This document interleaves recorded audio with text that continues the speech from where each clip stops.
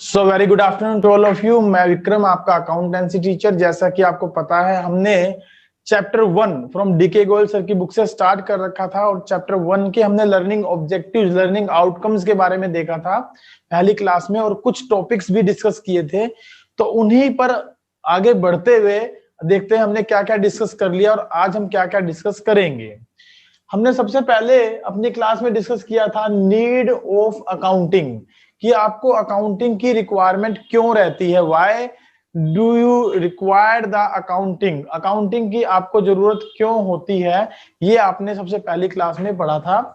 दूसरा हमने देखा था कि what is the meaning of accounting, accounting का मतलब क्या है। And under this accounting meaning we have discussed about the 7 to 8 steps, जिनमें हमने सबसे पहला स्टेप पढ़ा था आइडेंटिफिकेशन ऑफ ट्रांजैक्शन, दूसरा पढ़ा था रिकॉर्डिंग, मेजरिंग, फिर रिकॉर्डिंग, फिर उसके बाद हमने पढ़ा था क्लासिफाइंग, समराइजेशन, फाइनेंशियल स्टेटमेंट्स और एनालिसिस द स्टेटमेंट्स, और उसके बाद लास्ट स्टेप पढ़ा था कम्युनिकेटिंग द रिजल्ट्स। ये बेसिकली कुछ पॉइंट्स हमने यहाँ पर डिस्कस किए थे। तो उन्हीं पॉइंट्स को हम आगे जब बढ़ते हैं तो as a features of accounting के तौर पर पढ़ते हैं।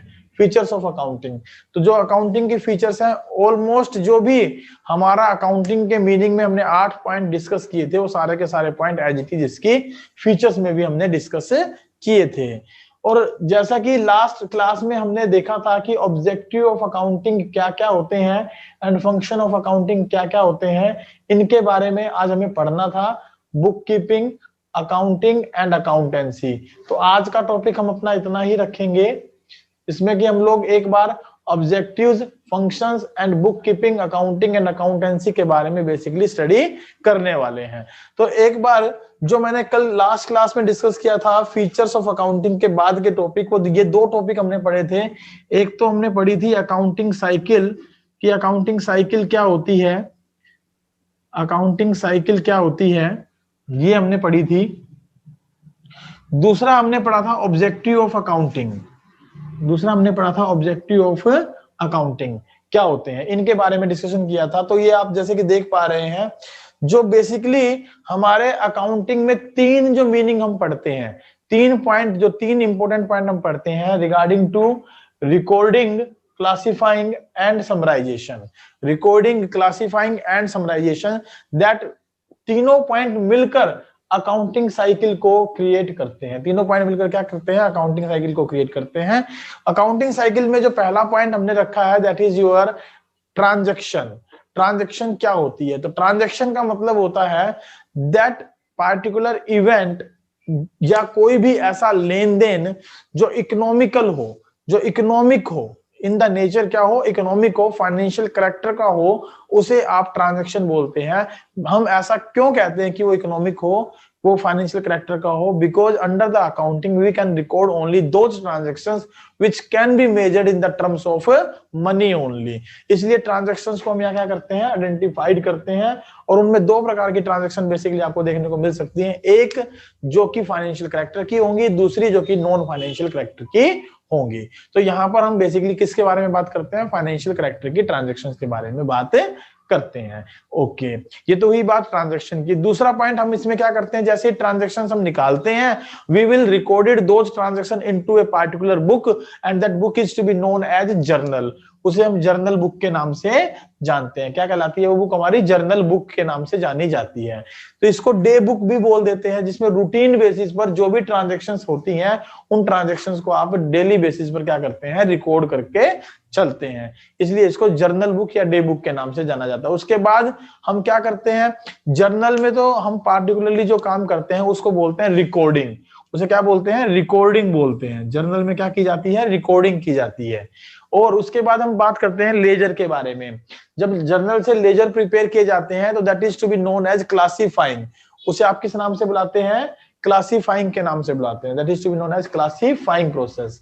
और उसके बाद क्लासिफाइंग में होता क्या है, लेजर अकाउंट्स प्रिपेयर किए जाते हैं। लेजर अकाउंट्स का मतलब होता है कि जो सिमिलर नेचर की ट्रांजैक्शंस होती हैं उनको पार्टिकुलरली एक जगह पर इकट्ठा करना। लाइक बिल्डिंग अकाउंट मेंटेन कर लिया, फर्नीचर अकाउंट मेंटेन कर लिया, सैलरी अकाउंट मेंटेन कर लिया, रेंट अकाउंट मेंटेन कर लिया, या और भी इस प्रकार के अलग अलग purchase sales, purchase return, sales return, ऐसे अकाउंट्स हम मेंटेन करते हैं ताकि हमें इंडिविजुअली ये पता लग सके कि पार्टिकुलरली ट्रांजैक्शन में कौन कौन सी ट्रांजैक्शन इन्वॉल्व हुई है या उससे रिलेटेड कितनी ट्रांजैक्शन हमारे पास है। एग्जांपल के तौर पर मान लीजिए मैं गुड्स नगद भी खरीदता हूं, मैं गुड्स उधार भी खरीदता हूं और मैं कुछ गुड्स वापस भी कर देता हूं, तो इन सब का कैलकुलेशन करने के लिए मुझे एक पार्टिकुलर अकाउंट मेंटेन कर लेना होता है कि टोटल मैंने कितनी गुड्स खरीदी, चाहे नगद आ जाए चाहे उधार आ जाए, तो टोटल गुड्स कितनी खरीदी वो मैं परचेज अकाउंट से पता लगा लेता हूं, या फिर मैं सेल्स अकाउंट से ये पता लगा लेता हूं टोटल सेल कितनी हुई, या फिर मुझे ये देखना है कि मेरे डेटर कितने हैं। डेटर का मतलब होता है जिन debtor standing for your customers, जिनको आपने उधार सामान बेचा है और उनसे पैसे लेने हैं, वो डेटर कहलाते हैं। तो वो कितने हैं, उनसे हमें किस प्रकार का पैसा, कितना पैसा उनसे लेना है। ऐसे ही क्रेडिटर कितने हैं कि जिनसे हमने उधार में सामान लिया है तो उनको हमें पैसा वापस लौटाना है, तो वो कितने हैं। या बिजनेस में टोटल एसेट, टोटल लायबिलिटी कितनी है, सब हम लेजर अकाउंट के आधार पर पता लगाते हैं। लेजर अकाउंट से टोटल एसेट, टोटल लायबिलिटीज को तो नहीं पता लगती, लेकिन हाँ ये हेल्पफुल होता है ये जानने में कि पार्टिकुलर एसेट का टोटल बैलेंस कितना है। जैसे बिल्डिंग का टोटल बैलेंस कितना है, फर्नीचर का टोटल बैलेंस कितना है, ये सब हम लेजर अकाउंट से पता करते हैं। तो ledger account is basically known as a books of accounts, है ना। इसको हम बुक्स ऑफ अकाउंट्स के नाम से जानते हैं। मेजर बुक होती है जिसमें सारे अकाउंट्स हम मेंटेन करके चलते हैं। तो लेजर के बाद हम करते क्या है, इस लेजर के प्रोसेस को बोलते हैं क्लासिफाइंग। जब हम क्लासिफाइंग करते हैं ना ट्रांजेक्शन को, तो हम कहते हैं कि we are making the ledger accounts. हम क्या बना रहे हैं, we are preparing the ledger accounts. उसके बाद हम करते हैं summarization. Summarization basically trial balance में किया जाता है। समराइजेशन बेसिकली किस में किया जाता है, ट्रायल बैलेंस में किया जाता है। तो ट्रायल बैलेंस बनने तक का प्रोसेस और उसके बाद जो हम फाइनेंशियल स्टेटमेंट बनाते हैं वो सारा का सारा पॉइंट मिला दें तो that is to be known as your accounting cycle. और ट्रायल बैलेंस बेसिकली क्या बताया था हमने, ट्रायल बैलेंस का मतलब होता है एक ऐसी statement which is prepared with the help of debit and credit balances taken from the ledger accounts। जो ये लेजर अकाउंट है, जो लेजर अकाउंट हम मेंटेन करते हैं, इस लेजर से जो डेबिट और क्रेडिट के बैलेंस आते हैं उनको आप पार्टिकुलरली एक अकाउंट में ट्रांसफर कर देते हैं, एक स्टेटमेंट में ट्रांसफर कर देते हैं। That statement is to be known as trial balance. उसे हम ट्रायल बैलेंस के नाम से जानते हैं। और ट्रायल बैलेंस के बाद क्या होता है, ट्रायल बैलेंस बेसिकली इंक्लूड करता है उन सभी अकाउंट्स को, चाहे वो पर्सनल हो, रियल हो या नॉमिनल हो। हम इन सारे चीजों के बारे में डिटेल में डिस्कस करेंगे आने वाले चैप्टर्स में। फिलहाल आप सिर्फ इतना समझेंगे, ट्रायल बैलेंस एक ऐसी स्टेटमेंट जो डेबिट और क्रेडिट बैलेंसेस को लेकर बनाई जाती है जिसमें पर्सनल, रियल और नॉमिनल अकाउंट्स इंक्लूडेड होते हैं। और उन ट्रायल बैलेंसेस के बेस पर हम फाइनेंशियल स्टेटमेंट भी बनाते हैं। और फाइनेंशियल स्टेटमेंट में बेसिकली शामिल करते हैं 3 प्रकार की स्टेटमेंट। एक तो ट्रेडिंग अकाउंट, दूसरा प्रॉफिट एंड लॉस अकाउंट, तीसरा बैलेंस शीट। ये 3 अकाउंट हम इस फाइनेंशियल स्टेटमेंट में शामिल करके चलते हैं। ध्यान रखिएगा 3 हम इसमें शामिल करके चलते हैं ताकि हम इजिली अकाउंट्स को क्या कर सके, मेंटेन कर सकें। और उसके बाद दोबारा से हमारा वही प्रोसेस स्टार्ट हो जाता है ट्रांजैक्शन का। इन बिटवीन 2 स्टेप मैंने यहां नहीं लिखे अकाउंटिंग साइकिल के अंदर, एक तो analysing of the financial statement, दूसरा कम्युनिकेटिंग द रिजल्ट्स। जब ये 2 स्टेप और मिला लेते हैं तो that will becomes the complete accounting cycle. तो ये अभी फिलहाल हमारी अकाउंटिंग साइकिल कहां से स्टार्ट होती है, रिकॉर्डिंग, क्लासिफाइंग और समराइजेशन से। उसके बाद के जो स्टेप होते हैं we are taking additional in the accounting cycle. तो ये सब हमने पढ़ा था अकाउंटिंग साइकिल में। और हम ऑब्जेक्टिव ऑफ अकाउंटिंग के बारे में बात करें तो हमने बताया था कि 4 बेसिक ऑब्जेक्टिव ऑफ अकाउंटिंग होते हैं। वो कौन से ऑब्जेक्टिव ऑफ अकाउंटिंग है, 4 बातें आप जहां पर भी लिख दोगे वो उनके फंक्शंस के तौर पे भी ट्रीट की जा सकती हैं, उनके ऑब्जेक्टिव के तौर पे भी ट्रीट की जा सकती हैं। जिसमें पहला पॉइंट हमने रखा है क्या, प्रॉफिटेबिलिटी। प्रॉफिटेबिलिटी क्या होती है, लाभ कमाने की क्षमता। प्रॉफिटेबिलिटी क्या होती है, लाभ कमाने की क्षमता। यानी कोई भी फर्म जो प्रॉफिट अर्न करती है तो वो कितने प्रॉफिट कमा रही है, इस बात की जानकारी हमें उसकी प्रॉफिटेबिलिटी से पता लगती है। और प्रॉफिटेबिलिटी को पता लगाने के लिए हम बेसिकली क्या बनाते हैं, trading and profit and loss account, यानी जो फाइनेंशियल स्टेटमेंट होती हैं इसमें ट्रेडिंग अकाउंट है, प्रॉफिट एंड लॉस अकाउंट है, ये दोनों अकाउंट हमारी मदद करते हैं ये बात जानने में कि फर्म ने कितने प्रॉफिट्स कमाए हैं, फर्म ने कितने प्रॉफिट अर्न किए हैं, तो वो हमें इनसे पता चलते हैं। सेकंड अगर हम बात करें दैट इज लिक्विडिटी, तो लिक्विडिटी का मतलब होता है availability of cash, availability of cash in the organization for routine exercises, day to day workout, जो डेली का काम होता है ना ऑर्गेनाइजेशन में, भाई रॉ मटेरियल खरीदना है, ट्रांसपोर्टेशन के पैसे खर्च करने हैं, सैलरीज पेड करनी है, यानी कि रेगुलर बेसिस पर जो एक्टिविटी परफॉर्म की जाती है ऑर्गेनाइजेशन में, उनके लिए हमारे पास अवेलेबिलिटी ऑफ कैश कितना है, कैश कितना अवेलेबल है, ये भी हमें बेसिकली जो पता चलता है वो अकाउंटिंग प्रोसेस को फॉलो करने के बाद पता लगता है, अकाउंटिंग जो प्रोसेस है उसको अडॉप्ट करने के बाद पता लगता है। तो ये भी इसका एक इंपॉर्टेंट ऑब्जेक्टिव बन जाता है कि हम लिक्विडिटी के बारे में जानकारी ले सकें। नेक्स्ट है हमारा सोल्वेंसी। सोल्वेंसी के बारे में हम डिस्कस कर रहे हैं, तो सोल्वेंसी का मतलब होता है capacity to make repayment of the loan taken from outsiders, यानी बाहर वाले लोगों से जो आपने लोन लिया है, बाहर वाले लोगों से जो पैसा उधार में लिया है, उसको कितना इजिली, कितना जल्दी आप रीपेड कर पाते हैं, रीपेमेंट कर पाते हैं, that is to be known as solvency power. तो उसे आप सोल्वेंसी के नाम से जानते हैं।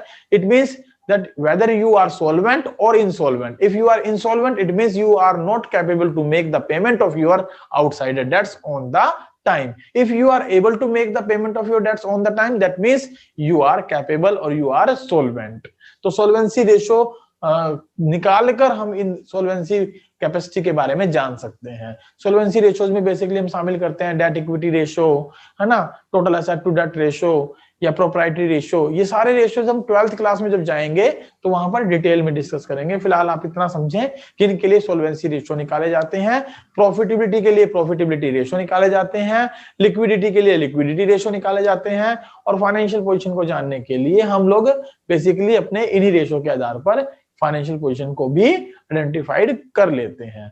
तो नेक्स्ट पॉइंट हमारा क्या है, फाइनेंशियल पोजीशन। फाइनेंशियल पोजीशन का मतलब होता है कि फर्म के पास total assets, total liabilities, total capital कितने हैं, क्या टाइमली हम अपने एसेट्स को कैश में कन्वर्ट करके अपने आउटसाइडर पेमेंट कर सकते हैं या नहीं कर सकते हैं, ये सब जानकारी हमें फाइनेंशियल पोजीशन से पता लगती है। अगर हमारी फाइनेंशियल पोजीशन स्ट्रॉन्ग है तो it will help us to take the money from the outsider in a very easy way. आसानी से बाहर वाले लोग आपको पैसा उधार में देने के लिए तैयार हो जाएंगे if your financial position is good. अगर फाइनेंशियल पोजीशन अच्छी नहीं है तो उस कंडीशन में आपको बाहर से कोई उधार पैसा इजीली अवेलेबल नहीं होता, आपको खुद के सोर्सेज बिजनेस में लगाने पड़ते हैं, राइट, खुद के सोर्सेज बिजनेस में यूज करने पड़ते हैं। आई होप सो आपको समझ में आ रहा होगा, आप लोगों को भी समझ में आ रहा होगा। चलिए लास्ट पॉइंट इसमें हमने लिखा था systematic record of the business transaction. ये भी इसका एक इंपॉर्टेंट ऑब्जेक्टिव होता है अकाउंटिंग का कि इसमें हम क्या करते हैं, सिस्टमेटिक रिकॉर्ड रखते हैं। किन का, बेसिकली अपनी जितनी भी ट्रांजैक्शंस होती है, बिजनेस ट्रांजैक्शन होती है, उन सब का एक सिस्टमेटिक रिकॉर्ड इसमें रखा जाता है। और ऐसा करने से होता क्या है कि जो अकाउंटेंट होता है, बिजनेसमैन जो होता है ना, या अकाउंटेंट जो होता है बिजनेस का, वो इजीली कंट्रोल कर सकता है, इफेक्टिव कंट्रोल कर सकता है किन पर, एक्सपेंडिचर्स पर। किन पर कंट्रोल कर सकता है, एक्सपेंडिचर्स पर, या फिर किसी प्रकार के इनकम सोर्सेज पर उसका कंट्रोल बना रहता है।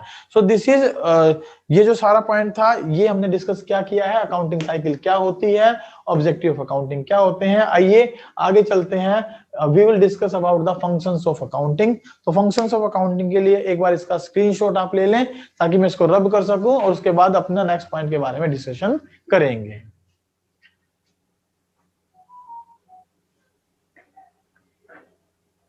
चलिए अब स्क्रीनशॉट लीजिएगा, लाइट थोड़ी सी बड़ी है। चलिए मैं इसको रब कर रहा हूं।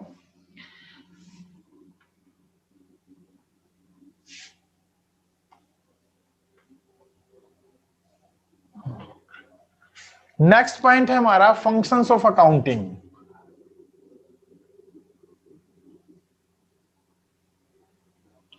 देखिए मैंने आपको बताया ऑब्जेक्टिव्स ऑफ अकाउंटिंग के बारे में, उन्हीं को हम as an function of accounting भी डिफाइन करते हैं। उन्हीं को हम as a function of accounting भी क्या कर सकते हैं, डिफाइन कर सकते हैं। अगर मैं बात करूं फंक्शंस ऑफ अकाउंटिंग को डिफाइन करने के बारे में, तो सिंपल सी बात आप ये रखेंगे कि अकाउंटिंग के अंदर जो फंक्शंस हैं बेसिकली वो क्या होते हैं हमारे। जैसे कि अगर हम बात करें कि अकाउंटिंग हमें मदद करती है क्या जानने में, लाभ हमने कितने कमाए, हमारी सोल्वेंसी पावर कितनी कैसी है, हमारी जो है बेसिकली फाइनेंशियल पोजीशन कैसी है, इन सब चीजों को जानने में क्या करती है अकाउंटिंग, हमारी मदद करती है। तो अगर मैं ये कहूं कि फंक्शंस ऑफ अकाउंटिंग में मैं वो 4 बातें लिख दूं जो मैंने आपको ऑब्जेक्टिव ऑफ अकाउंटिंग में बताई थी, लाइक लिक्विडिटी पोजीशन को जानना, लिक्विडिटी पोजीशन को जानना, प्रॉफिटेबिलिटी को जानना, सोल्वेंसी के बारे में पता लगाना, फाइनेंशियल पोजीशन के बारे में पता लगाना, यही इसके क्या है बेसिकली फंक्शंस माने जाएंगे। इन्हीं को हम फंक्शंस के तौर पर भी अडॉप्ट कर सकते हैं। Just we have to write like this, accounting helps to know the financial position of the organization, accounting helps to know the solvency condition of the organization, accounting helps to know the profitability condition of the organization, accounting helps to know the liquidity position of the firm। हम इनके साथ ये इस तरीके से अगर बातें लिखते हैं they will becomes the functions of your accounting। इनके अलावा भी अगर हम बात करें तो और भी बहुत सारे फंक्शंस हम लिख सकते हैं, जिनमें पहला फंक्शन हम ये रखते हैं कि it keeps the systematic record. देखिए सिस्टेमेटिक रिकॉर्ड ऑब्जेक्टिव में भी था और यहां पर भी है, तो ये क्या करता है, सिस्टेमेटिक रिकॉर्ड रखता है। किनका सिस्टेमेटिक रिकॉर्ड रखता है, बिजनेस ट्रांजैक्शंस का, ताकि बिजनेस ट्रांजैक्शंस में कोई हमारा कोई मिसिंग ना रह जाए, कोई ओमिट ना कर दें हम लोग, कोई भूल ना जाए, तो इजिली हम उनको कंप्लीट तरीके से रिकॉर्ड करके रखते हैं। You can say that under this systematic records main function है ये हमारे अकाउंटिंग का, इन 4 के अलावा, to maintain the complete and systematic record of the business transaction and posting them from journal to ledger and preparing the financial statement, ताकि उन statement के आधार पर आप ये सारी बातें पता लगा सकें जो ये हमने लिखी हैं, लिक्विडिटी, फाइनेंशियल पोजीशन, प्रॉफिटेबिलिटी और सोल्वेंसी के बारे में। नेक्स्ट जो फंक्शन है हमारा, इसमें हम लिख सकते हैं they helps to communicate the results, they helps to communicate the results, communication of analysis of financial statement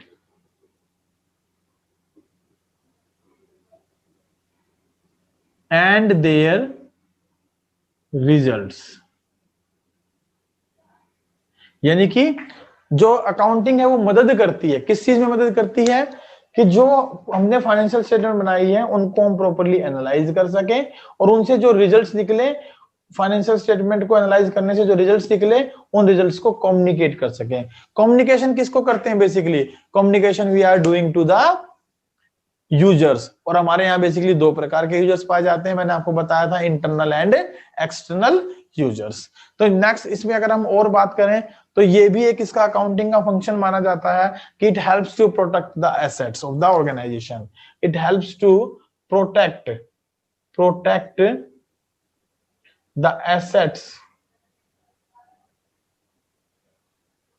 protect the assets of the organisation, of the business, of business की जो एसेट्स होती हैं, assets standing for the property, संपत्ति, building, plant, machinery, stock, debtor, ये इनको protect करता है। How it will protecting the business assets, by keeping the complete record, by keeping the proper record, like cash in hand कितना है, bank balance कितना है, debtor कितने हैं, स्टॉक कितना है, ये सब जो है पार्टिकुलरली इन सब को अगर हम मिला दें तो ये क्या होगा, हमारा assets of the business to be considered की जाएंगी। उनको हम आसानी से क्या कर सकते हैं, मेंटेन कर सकते हैं, उनको आसानी से प्रोटेक्ट कर सकते हैं। ठीक है, नेक्स्ट है कि help it, they are also providing helping assistance. क्या करते हैं, ये एक असिस्टेंस का काम करते हैं। असिस्टेंस किसको असिस्ट करते हैं, फॉर मैनेजमेंट, जो मैनेजमेंट होती है ना उनको मदद करने का काम करते हैं। For taking the rational decision, मतलब अलग अलग तरीके के डिसीजन लेने में ये मैनेजमेंट की क्या करते हैं, मदद करते हैं। Like by giving timely informations. 1 minute hold करिएगा।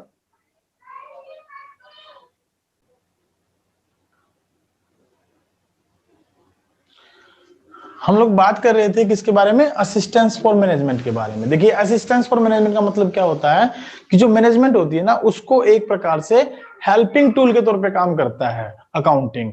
कैसे, providing the information, timely providing the information about the assets, about the liabilities, about the capital, about the expenses, about the incomes, ये सारी इंफॉर्मेशन टाइमली देकर management की मदद करता है for taking the rational decision and making the rational plans, making the rational controlling policies, strategies, decision making etcetera etcetera. इस तरीके से क्या करता है, मैनेजमेंट को असिस्ट करता है। हाँ, ये एक काम और भी करता है, that it is helpful in compliances of legal need, compliances of legal needs। जो लीगल नीड्स होती है ना उनको भी फुलफिल करने में अकाउंटिंग का एक बहुत बड़ा रोल होता है, अकाउंटिंग का एक बहुत बड़ा हाथ होता है।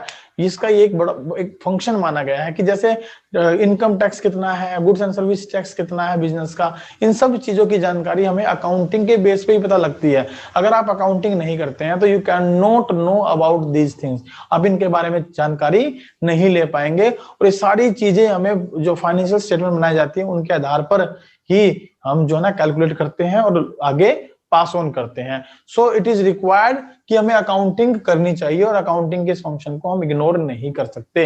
ये एक बड़ा फंक्शन माना जाता है। इसमें अगर हम अपनी बुक से बात करें तो एक बुक में हमारे पास और फंक्शन दिया गया है, it works as a trusteeship. Like क्या कहते हैं, ट्रस्टीशिप के तौर पे काम करता है। ट्रस्टीशिप, ट्रस्टीशिप क्या होता है, एक प्रकार से विश्वसनीय, विश्वास के पात्र, जो जो विश्वसनीय हो। अगर हम बात करें in the case of companies only, तो कंपनी में मैनेजमेंट क्या करती है, वो जितना भी काम होता है, जितना भी वर्किंग होती है, रिसोर्सेज होते हैं, उनका यूटिलाइजेशन होता है, उस पर विश्वास उसको करना पड़ता है। और वो विश्वास केवल और केवल हम in financial statement, in function of accounting के बेस पर, नहीं अकाउंटिंग के बेस पर ही कर सकते हैं। यदि अकाउंटिंग प्रॉपरली की गई है तो they will work as a trusteeship, कि हाँ भाई सारी चीजें बिल्कुल ठीक है, कहीं पर किसी प्रकार का कोई फ्रॉड या किसी प्रकार का कोई ओमिशंस नहीं है। और ये एक प्रकार से कंपनी के रिसोर्सेज को प्रॉपरली यूटिलाइज करने में भी मदद करते हैं। तो that is to be known as these are the functions of your accounting. आप इनका एक स्क्रीनशॉट ले लें, वैसे ही आपकी बुक में गिवन है, बुक से भी आप इनको नोट डाउन कर सकते हैं। आई होप सो आपने डीके गोल्ड की बुक परचेज कर ली होगी, तो बुक अगर परचेज कर लिए तो वहां से भी इनके बारे में डिटेल से पढ़ सकते हैं। तो ये तो है हमारे फंक्शंस ऑफ अकाउंटिंग के बारे में। आइए अब ना नेक्स्ट टॉपिक देखते हैं। नेक्स्ट टॉपिक में आज हम डिस्कस करेंगे बुक कीपिंग, अकाउंटिंग और अकाउंटेंसी। और यहीं तक हमने डिसाइड किया था कि आज हम पढ़ेंगे। तो book keeping, accounting and accountancy क्या होती है, इसके बारे में डिस्कशन हम करते हैं। मैं इसको रब कर देता हूं।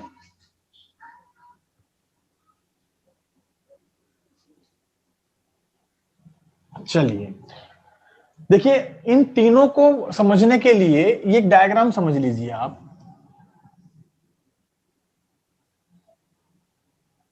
ठीक है, ये एक मैंने डायग्राम बनाया है छोटा सा, जिसमें मैंने एक सर्कल,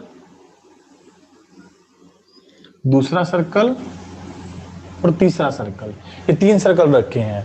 इन तीनों सर्कल में सबसे पहला जो सर्कल होता है that is your book keeping, that is your book keeping, उसे आप बुक कीपिंग बोलते हैं, जिसमें स्टार्टिंग का वर्क किया जाता है। यानी बुक कीपिंग अगर देखा जाए तो स्टार्टिंग का जो काम होता है रिकॉर्डिंग का, वो सारा काम हम बुक कीपिंग के अंडर करके चलते हैं। उसके बाद जो नेक्स्ट सर्कल बनाया है that is for your accounting, उसे आप अकाउंटिंग के नाम से जानते हैं, ये अकाउंटिंग के लिए है। और उससे बाहर जो सर्कल है that is for accountancy, accountancy. समझने के पर्पज से मैं बताऊं तो आप इस तरीके से समझ सकते हैं कि अकाउंटेंसी जो है मेजर सब्जेक्ट है आपका, उस सब्जेक्ट में ये दो कंसेप्ट हैं जिनको आप डिटेल में डिस्कस करते हैं, जिनके बारे में आप लोग पढ़ते हैं, बुक कीपिंग एंड अकाउंटिंग के बारे में। अकाउंटेंसी क्या है, मेजर सब्जेक्ट है जिसमें वेरियस टूल्स, टेक्निक्स को यूज करते हुए, पॉलिसीज को यूज करते हुए, स्टैंडर्ड्स को यूज करते हुए अकाउंटिंग और बुक कीपिंग की प्रोसेस को फॉलो करते हैं। आइए देखते हैं इनके मीनिंग के बारे में।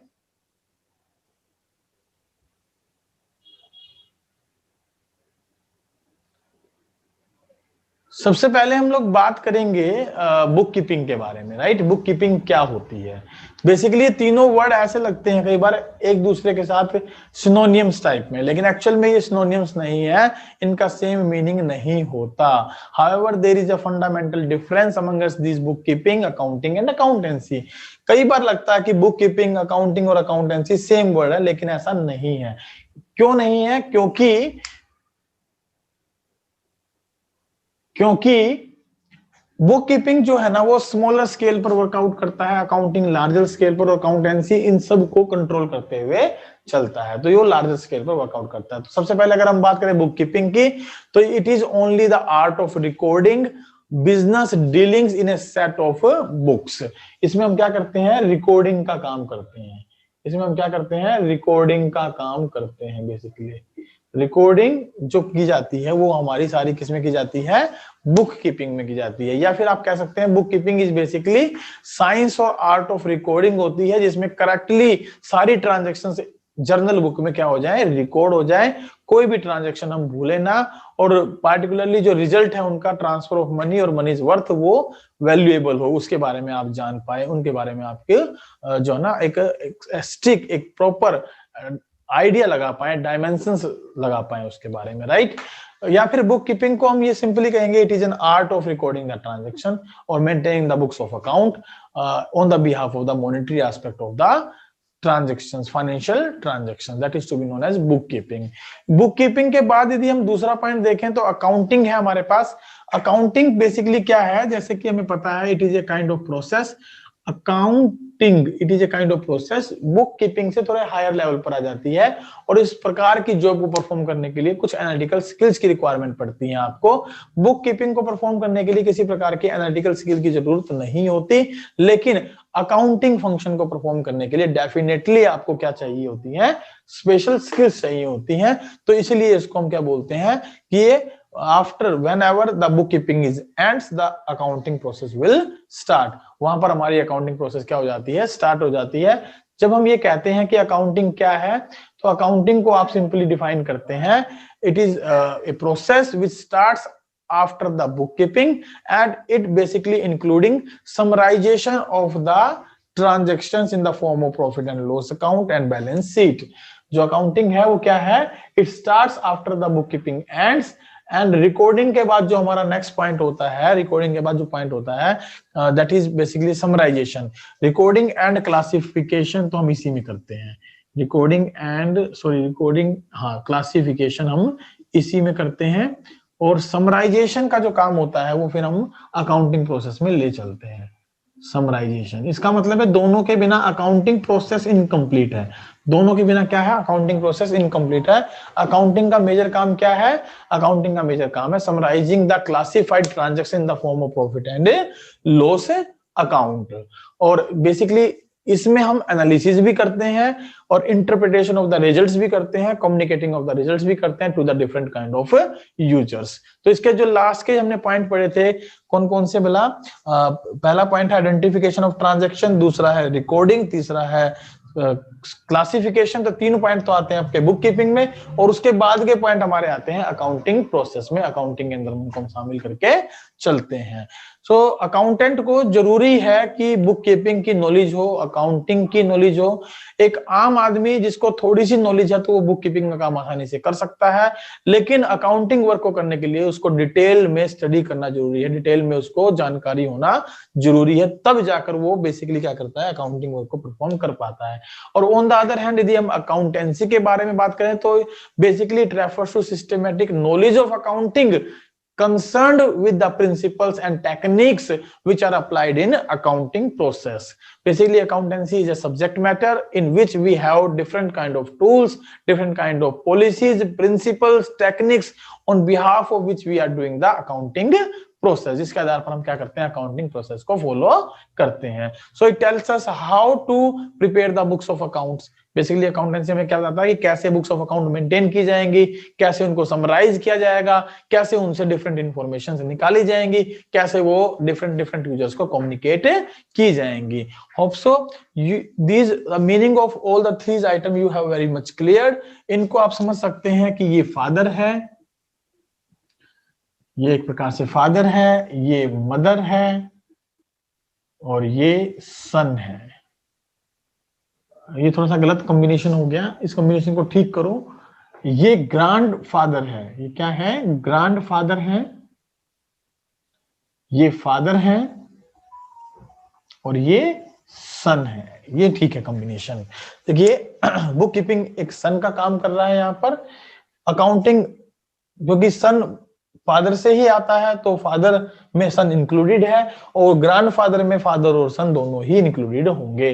तो आप इसको इस तरीके से भी समझ सकते हैं कि accountancy having a very broader concept, accounting having a lesser broader concept to accountancy, book keeping is very less in the area. तो बुक कीपिंग का एरिया स्मॉलर है, अकाउंटिंग का उससे बड़ा, और अकाउंटेंसी का सबसे ऊपर। तो ये बेसिकली इस तरीके से हम इनको समझ सकते हैं। यहां पर इन तीनों के मीनिंग के आधार पर आपको बेसिकली करना क्या है, इन तीनों के डिफरेंसेस लिख लेने हैं। बेसिकली डिफरेंसेस दो में ही कर पाएंगे आप लोग, किसमें, बुक कीपिंग में एंड अकाउंटिंग में। बुक कीपिंग और अकाउंटिंग में बेसिकली आपको डिफरेंस करने हैं, क्योंकि यही दो मेन कंसेप्ट हमारे हैं जो हम बेसिकली स्टडी करना चाहते हैं। This is all about for today's class. यदि किसी प्रकार का कोई डाउट, कोई क्वेश्चन पूछना है तो यू कैन आस्क।